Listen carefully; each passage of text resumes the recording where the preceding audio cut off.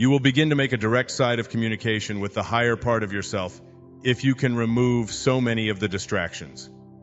So that's a paradigm. Another paradigm that I've learned to transcend was when I went through a week of training with Taekwondo. In Taekwondo, you learn how to use your feet as if they were hands. Now, most of us have been taught that our hands do certain things and our feet do certain things. Our feet are for walking, our hands are for picking things up. But you can learn in quite a short time if you have banished all of that doubt and opened yourself up and you had that willing suspension of disbelief.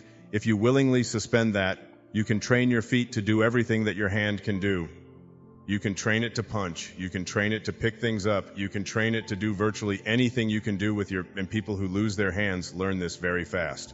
So it's like a new paradigm.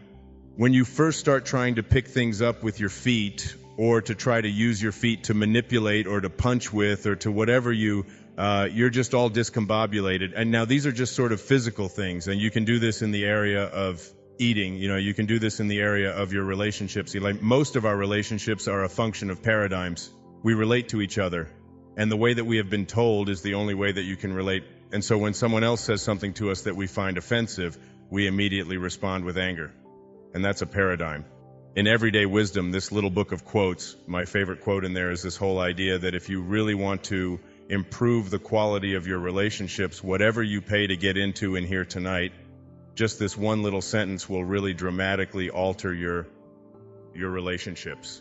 And I'm not just talking about the person that you live with. I'm talking about people that you meet on the street, people that you work with, people that wait on you in restaurants, whomever they are. When you have the choice, and you always do, to be right or to be kind, just pick kind. It's a whole new paradigm. I no longer have to be right.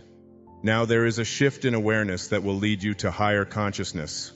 Someone says, "You really are," and you say, "I appreciate you pointing that out. I really do behave like a jerk a lot, and having someone to point it out to me really probably will help me to transcend that. It's very nice of you. It's great." The subtitle of my new book is called Making the Decision to Be Free. Making the Decision to Be Free. Now, freedom.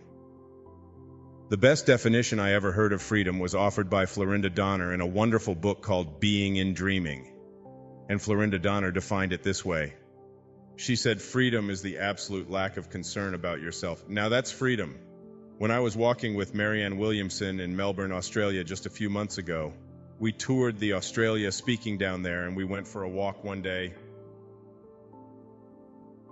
My oldest daughter, was babysitting her little girl Emma, and we went for a walk for about 2-3 hours, just talking about the tour and what we were going to do on the programs and all of that.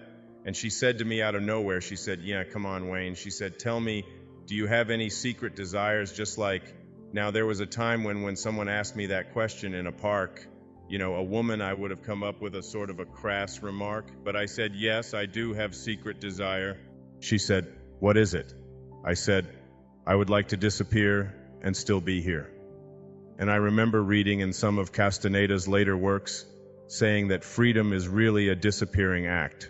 Like you have to learn how to disappear your ego and the absolute lack of concern about yourself and how things affect you and how self-absorbed you are and how important you are and their need to be right all the time and all that.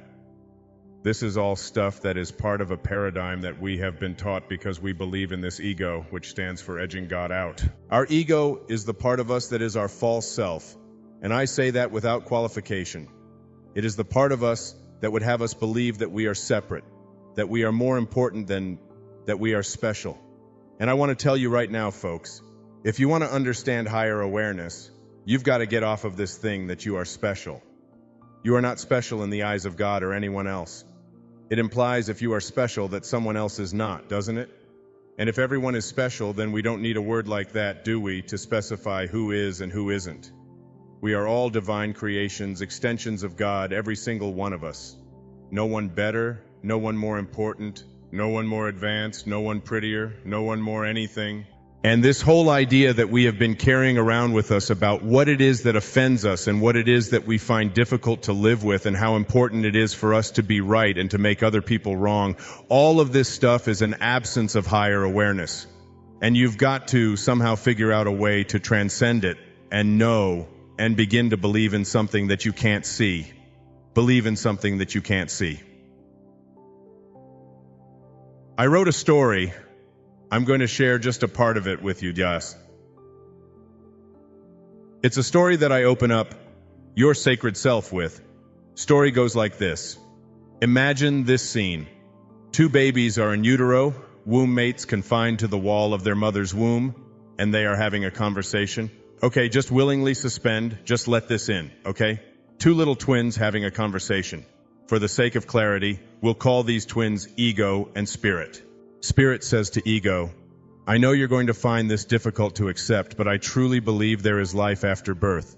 Ego responds, don't be ridiculous. Look around you. This is all there is. Why must you always be thinking about something beyond this reality? Why don't you just accept your lot in life, make yourself comfortable, forget about all these life after birth nonsense, go in the corner and grab your cord and knock it off. Spirit quiets down for a while, but her inner voice won't allow her to remain silent any longer. Ego, now don't get mad, but I have something else to say. I also believe that there is a mother. A what? A mother? How can you be so absurd? You've never seen a mother. Why can't you accept that this is all there is? The idea of a mother is crazy. You are here alone with me. This is your reality. It's wet, it's cold, it's crowded. This is it. Trust me, there is no mother. Trust me. Spirit reluctantly stops her conversation with Ego, but her restlessness soon gets the better of her. Ego, she implores. Now listen. Without rejecting my idea, just listen.